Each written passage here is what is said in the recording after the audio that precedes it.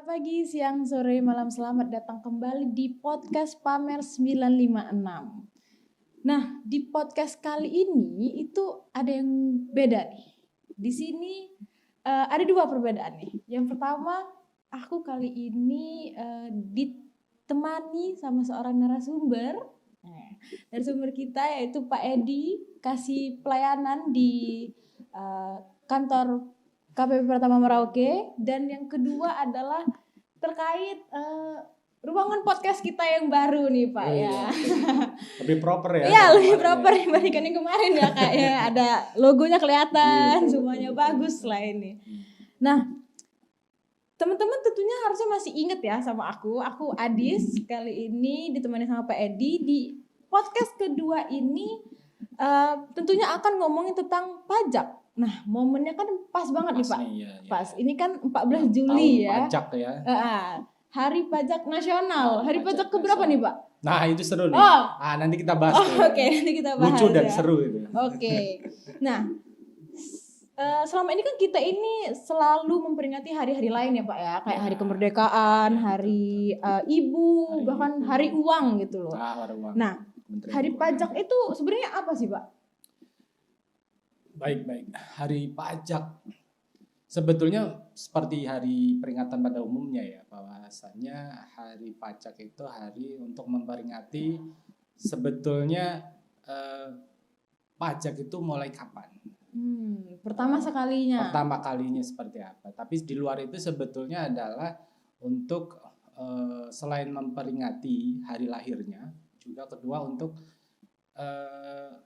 mendengungkan bahwasanya ada loh komponen negara ya, bukan komponen ya, partisipasi, karena pajak itu kan sebetulnya kontribusi wajib dari semua warga negara untuk pembangunan, untuk negara jalannya pemerintahan. Betul sekali. Sehingga kenapa perlu diperingati? Salah satunya adalah untuk menjangkau semua masyarakat, untuk mengingatkan kembali bahwasannya pentingnya pajak seperti setelah disebut tadi ya, untuk pembangunan, untuk klise sebetulnya ya, untuk subsidinya sebetulnya. Tapi karena saking klisenya, kalau tidak diingatkan nanti jadi lupa, merasa tidak penting. Ya. Betul sekali. Betul. Awalnya sih sebetulnya kalau ngeliatin sejarah nih, sebetulnya itu mulai ketika sebelum kemerdekaan malah, bahwasanya waktu BPU PKI dan persiapan untuk kemerdekaan waktu itu oleh Profesor Rajiman itu udah disebutkan. Menyebutkan bahwasanya pajak itu dibutuhkan untuk pembangunan, karena udah punya desain untuk waktu itu kan sebelum proklamasi itu kan memang didesain bahwasannya oleh Jepang untuk dipersiapkan kita diberi kemerdekaan, sehingga sudah dibikin badan sendiri untuk persiapan pemberian kemerdekaan itu. Itu udah disebutkan bahwasannya kita butuh suatu sumber dana untuk membiayai pembangunan ke depannya. Ya, kata pajak itu ya. Kata-kata pajak itu pertama kali disebutkan di situ, terutama di rancangan undang-undangnya itu pada tanggal 14 Juli 1945. Kembali lagi ke pertanyaan tadi itu. Terus jadi ini peringatan hari pajak keberapa? Kalau menurut klausul itu harusnya seperti kemerdekaan kita dari 1945 ya, betul berarti ke sekali. 78. Tetapi pada kenyataannya kita negara, dalam hal ini Direktorat Jenderal Pajak, baru mensahkannya atau pertama kali memperingatinya itu baru tahun 2018. Itu dengan ditetapkannya Kep Dirjen nomor 313 tahun 2017, sehingga pada tanggal 14 Juli 2018 baru diperingati. Pertama sekali tuh diperingatin. Kalau berdasarkan itu bisa dihitung berarti 5 tahun. 5 tahun. Nah, ini lucunya. Jadi kita bingung juga nih. Betul. Ya. 78 tahun atau 5 tahun atau 5 tahun, betul sekali. Nah, jadi dari pernyataan Bapak tadi bahwa hari pajak itu kan untuk memperingati bahwa penting nih pajak nih kan untuk kita kan. Untuk mengingatkan sebetulnya kan, sarana mengingatkan masyarakat luas lah ya, bukan cuman kita sebagai pegawai pajak saja. Nah, kalau udah tahu nih Pak, jadi di hari pajak itu kita melakukan apa aja nih? Apa ada rancangan, ada kegiatan nggak nih?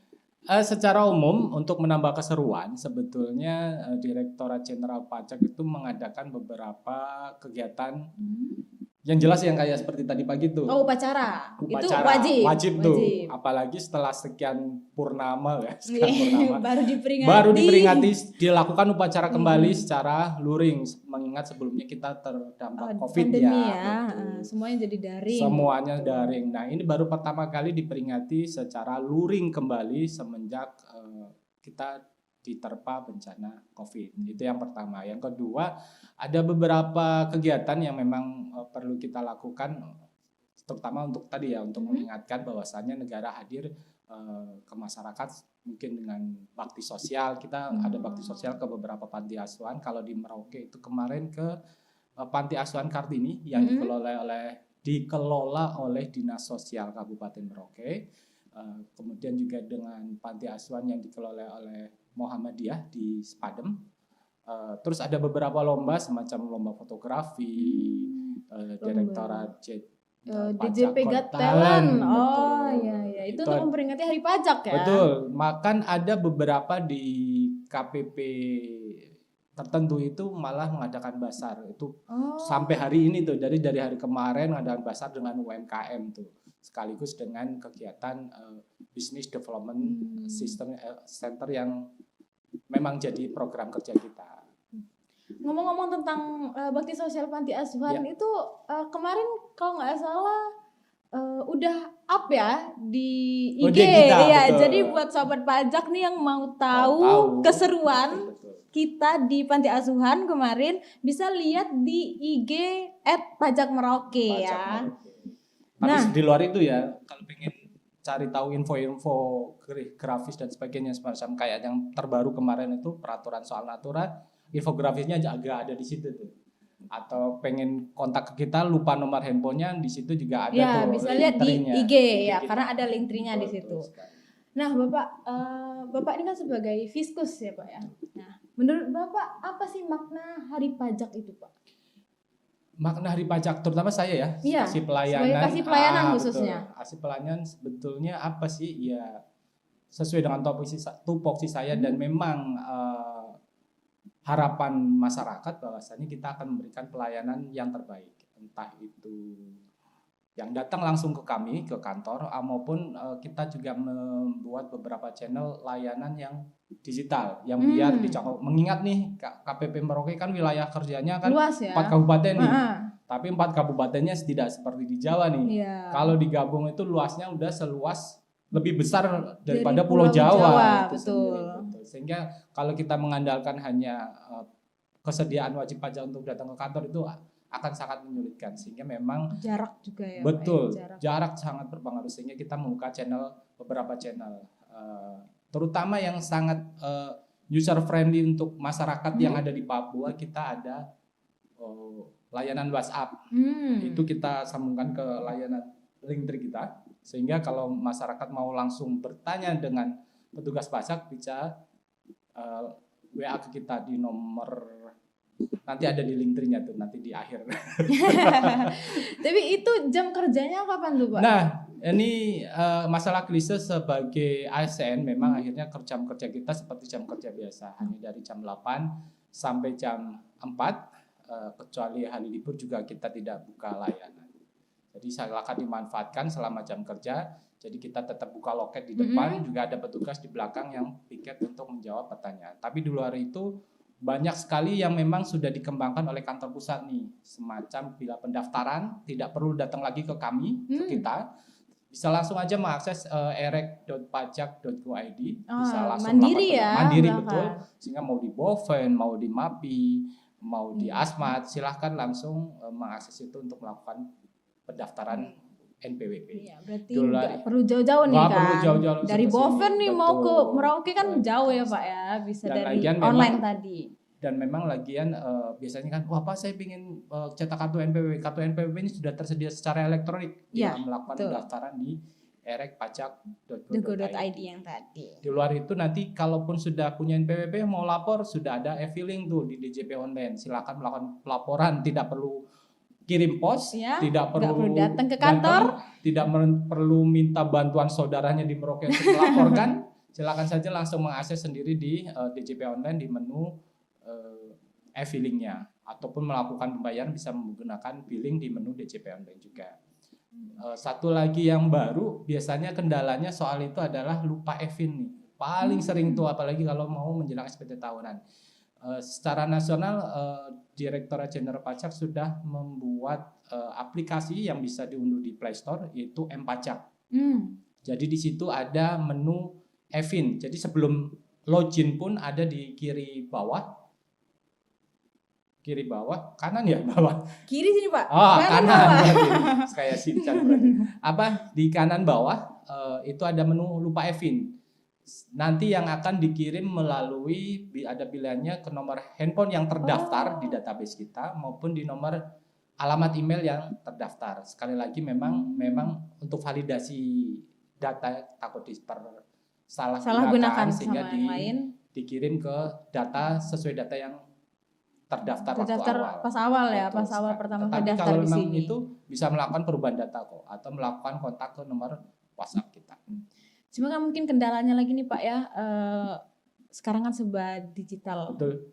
Online nih. Kan biasanya kan ada yang kayak susah nih gitu. Itu berarti bisa nanya langsung ke WA layanan betul, ya. Betul. Jadi kalau layanan kita banyak nih online, tapi jangankan yang memang punya pemerintah yang biasa tuh Facebook, Instagram. Kan agak suka bingung kadang kan? Gimana nih gunainnya gitu. Nah, bisa aja nanti ketika ada kendala menggunakan aplikasi kita, bisa langsung WhatsApp ke kita langsung ke nomor layanan tadi.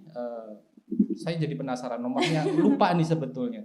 Tapi pasti yang chat kan banyak ya. Betul. Berarti sobat-sobat pajak ini diharapkan untuk sabar tetap ya. Tetap. Karena pasti jawabnya beraturan. Berurutan. Siapa masuk, siapa yang dijawab duluan. Mungkin bisa dicatat nih nomor layanan WA kita ada di 0823 9894 3754.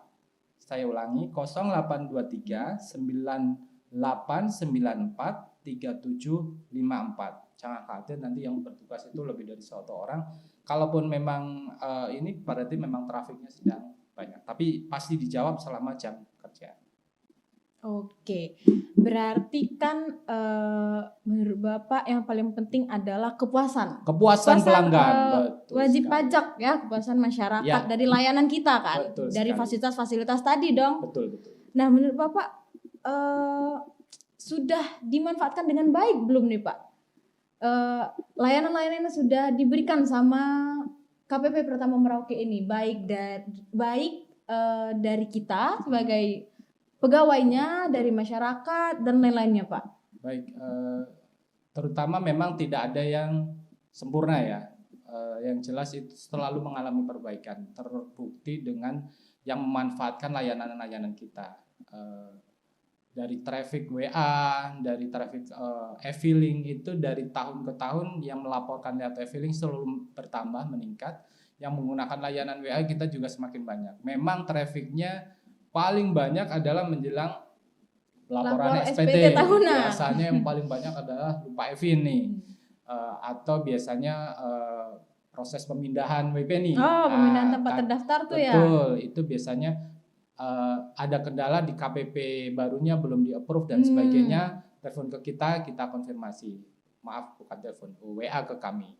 Artinya memang semua layanan itu sudah banyak dimanfaatkan oleh WP yang terdaftar di kita di Merauke. Bahkan banyak nih ketika SPT tahunan, saya tidak tahu nih apakah karena respon dari KPP asalnya lambat atau apa, kita sering menerima pertanyaan dari KPP di luar Merauke.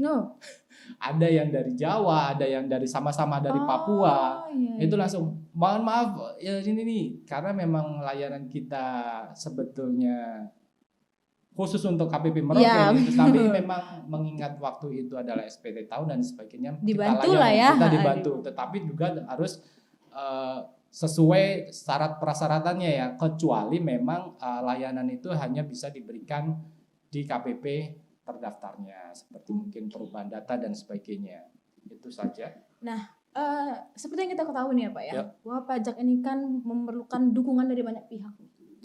kita pegawai pajak, fiskus, masyarakat yang wajib pajak, bendahara, bahkan konsultan. Nah, menurut Bapak ada nggak sih Pak yang harus diperbaiki nih dari pelayanan pajak kita atau dari masyarakat itu sendiri terkait pajak ini sendiri Pak? Kalau menurut pengalaman selama di sini itu yang bisa saya lihat adalah wajib pajak itu jangan malu untuk bertanya. Karena malu bertanya akan sesat di jalan.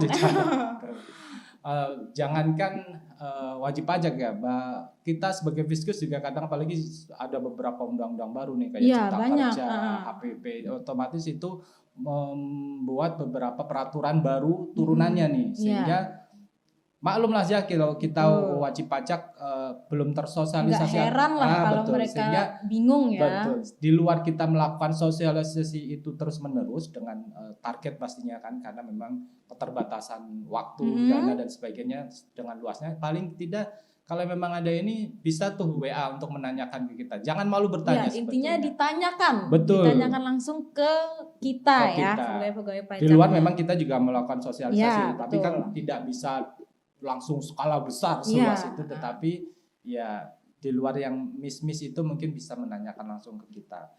Dari pegawai pajak terutama ya jangan kalah juga dengan wajib pajaknya ya. Nanti lebih update wajib pajak daripada kadang-kadang kita. Bisa terjadi seperti itu tuh, ketika WB-nya nanya, Pak ini nih, waduh ini belum ini nih, nah belum baca.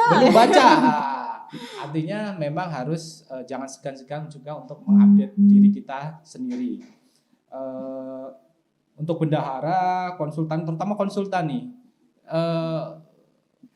memang kalau kita mengharapkan untuk kualifikasi lulusan brevet di Merauke itu memang susah. Tetapi paling tidak untuk yang mewakili WP dan memang sering belajar, jangan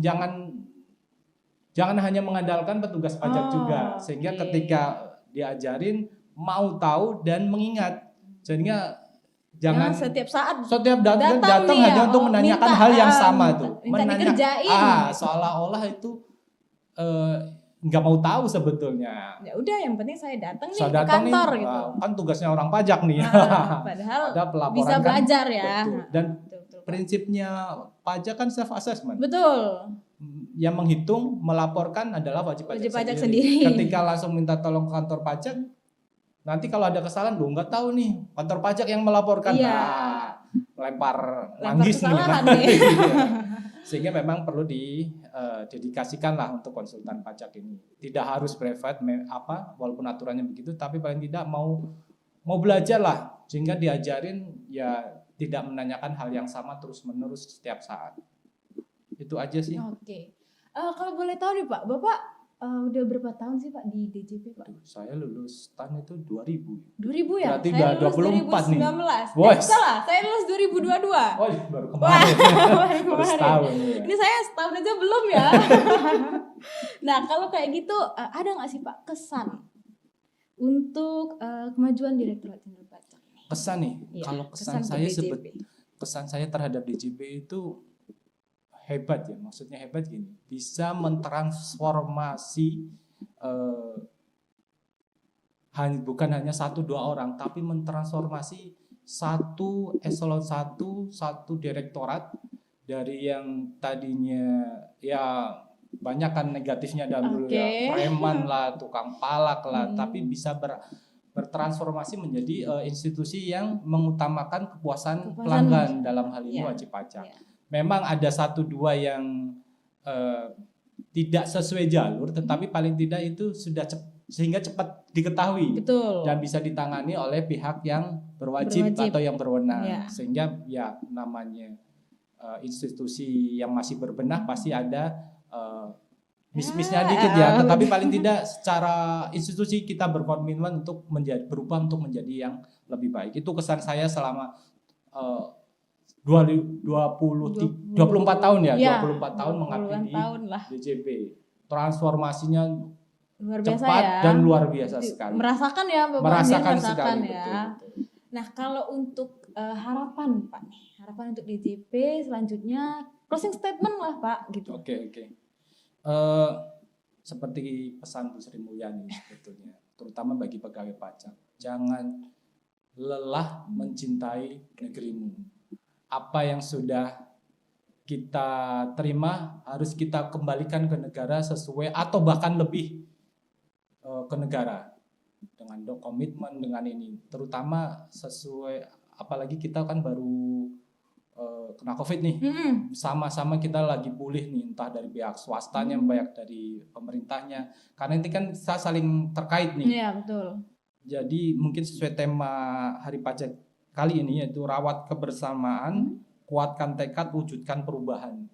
Ngomong-ngomong perubahan nih, seperti yang saya sebutkan tadi, transformasi, ini akan ada transformasi jilid kedua kalau boleh dikatakan begitu. Oh, apa itu, Pak?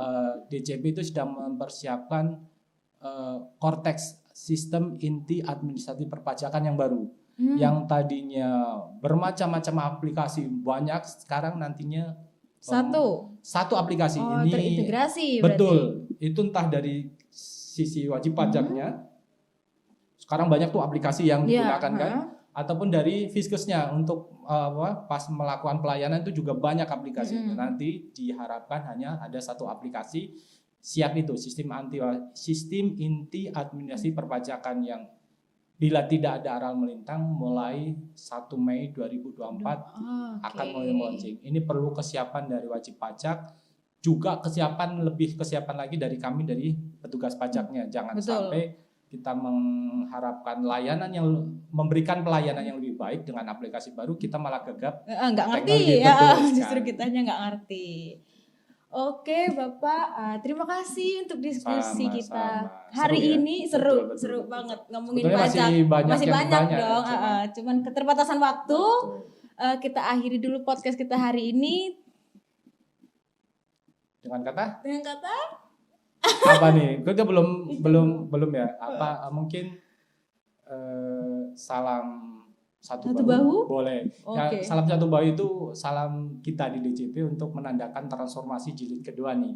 Kita saling bahu membahu di antara kita sendiri pegawai pajak maupun juga dengan Fiskus nih. Ya, betul. Karena kita cuman kerja sendiri, Fiskus juga wajib pajak juga tidak mendukung, juga nggak bisa nggak jalan ya. Oke, kita tutup aja. Salam satu bahu.